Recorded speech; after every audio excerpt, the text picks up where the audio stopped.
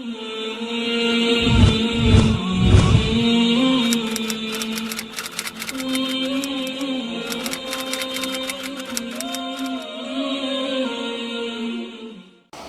ابن عیاض نے فرمایا کہ تم جس قدر کسی گناہ کو ہلکا سمجھو گے اتنا ہی وہ اللہ کے نزدیک بڑا جرم ہوگا.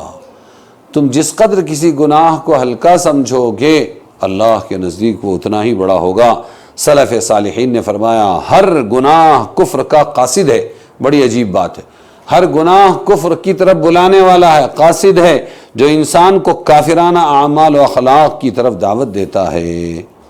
حضرت عائشہ رضی اللہ عنہ نے حضرت معاویہ رضی اللہ عنہ کو ایک خط میں لکھا کہ بندہ جب اللہ تعالیٰ کی نافرمانی کرتا ہے تو اس کے مداح بھی مذمت کرنے لگتے ہیں. یہ راز ہے کہ لوگ ہمارے مخالف کیوں بن جاتے ہیں.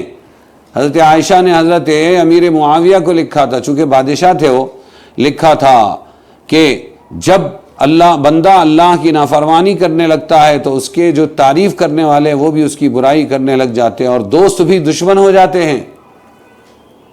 گناہوں کی نحوست ہے. گناہوں سے بے پرواہی انسان کے لیے دائمی تباہی کا سبب ہے. حضور صلی اللہ علیہ وسلم نے فرمایا مومن جب کوئی گناہ کرتا ہے تو اس کے دل پر ایک کالا نقطہ لگ جاتا ہے، پھر اگر توبہ استغفار کر لیا تو وہ دھل جاتا ہے، مٹ جاتا ہے، اور اگر اس نے نہیں کیا تو پھر یہ کالا ہوتے ہوتے اس کا دل پورا کالا ہو جاتا ہے. اللہ مہر لگا دیتے ہیں، پھر حق کو قبول ہی نہیں کرتا، وہ زنگ لگا دیا جاتا ہے. البتہ گناہوں نے مفاسد اور نتائج بد مضمر ثمرات کے اعتبار سے ان کے آپس میں فرق ضروری ہے. گناہوں میں فرق ضروری ہے نتائج کے اعتبار سے اور اس کے مضر ثمرات کے اعتبار سے. اس فرق کی وجہ سے کسی گناہ کو کبیرہ کسی کو صغیرہ کہہ دیا جاتا ہے. اب گناہ کبیرہ، جس گناہ پر قرآن میں کوئی شرعی حد آئی کہ 100 کوڑے مارو، 80 کوڑے مارو، ہاتھ کاٹ ڈالو، سنگسار کر ڈالو، اگر اس قسم کی کوئی اگر حد آئی ہے، سزا، حد یعنی سزا مقرر کی گئی ہے، یا جس پر لعنت کے الفاظ وارد ہوئے ہیں، یا جس پر جہنم کی وعید آئی ہے، وہ سب گناہ کبیرہ ہے. اسی طرح گناہ کبیرہ کی تعداد 7 بتلائی کسی نے. ابن عباس رضی اللہ عنہما کے سامنے تو آپ نے فرمایا 7 نہیں 700 کہا جائے تو زیادہ مناسب ہے. گناہ کبیرہ 700. پھر اسی طرح ابن حجر مکی نے اپنی کتاب الزواجر میں کبائر کی تعداد 467 بیان کی ہے. بخاری مسلم کی ایک حدیث میں حضور نے فرمایا کہ کبیرہ گناہوں میں بھی، کبیرہ گناہ وہ چاہے 467 ہو یا 700 ہو، ان میں بھی جو سب سے بڑے گناہ ہیں تمہیں ان سے باخبر کرتا ہوں، وہ 3 ہیں.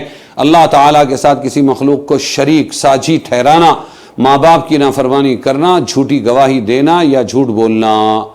اسی طرح بخاری و مسلم کی روایت ہے، کسی نے دریافت کیا سب سے بڑا گناہ کیا ہے؟ فرمایا تم اللہ کے ساتھ کسی کو شریک ٹھہراؤ حالانکہ اس نے تم کو پیدا کیا اللہ نے. پھر پوچھا اس کے بعد کون سا؟ فرمایا اپنے بچے کو اس خطرے سے مار ڈالو کہ تمہارے کھانے میں شریک ہوگا، تمہیں اسے کھانا کھلانا پڑے گا. پھر پوچھا اس کے بعد کون سا گناہ سب سے بڑا ہے؟ فرمایا اپنے پڑوسی کی بیوی کے ساتھ بدکاری کرنا، زنا کرنا. بدکاری خود ہی بڑا جرم ہے، اور پھر پڑوسی کے اہل و عیال کی حفاظت بھی چونکہ اپنے اہل و عیال کی طرح انسان کے ذمے لازم ہے، اس لیے یہ جرم دوگنا ہو گیا. ایک اور روایت ہے صحیحین کی، کوئی شخص اپنے ماں باپ کو گالیاں دے، یہ سب سے بڑا گناہ ہے. تو صحابہ نے پوچھا اپنے ماں باپ کو کوئی کیسے گالی دے گا؟ ایسا تو نہیں ہوتا ہے. فرمایا کوئی شخص اپنے ہی ماں باپ کو گالی دینے لگے، تو فرمایا کہ وہ کسی دوسرے شخص کے ماں باپ کو گالی دے، تیری ماں اور تیری بہن کی اور تیرے باپ کی ایسی، اس کے نتیجے میں وہ اس کے ماں باپ کو گالی دیتا ہے، تو یہ بھی ایسا ہے کہ اس نے خود اپنے ماں باپ کو گالیاں دی، کیونکہ یہی ان گالیوں کا سبب بنا. یہ سب کبیرہ گناہ ہے. اور ایک روایت ہے بخاری شریف کی، شرک، قتل ناحق، یتیم کا مال ناجائز طریقے سے کھانا، سود کی آمدنی، میدان جہاد سے بھاگنا، پاک دامن عورتوں پر تہمت لگانا، ماں باپ کی نافرمانی کرنا اور بیت اللہ کی بے حرمتی کرنے کو بھی گناہ کبیرہ میں شمار کیا ہے۔ اسی طرح جھوٹی قسم کھانا، اپنی ضرورت سے زائد پانی روک لینا، دوسری ضرورت والوں کو نہ دینا، جادو سیکھنا، جادو کا عمل کرنا، شراب پینا، یہ تو اکبر کبائر ہے، فرمایا شراب پینا ام الفواحش ہے، برے سے برا کام کر لیتا، یہ سب گناہ کبیرہ ہے۔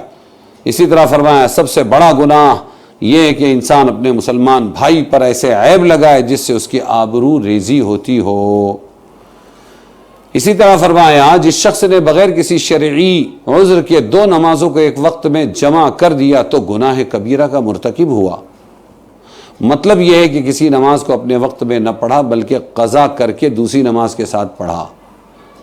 بعض روایت میں ہے اللہ کی رحمت سے مایوس ہونا بھی گناہ کبیرہ ہے، اور اس کے عذاب سے بے خوف ہو جانا یہ بھی گناہ کبیرہ ہے۔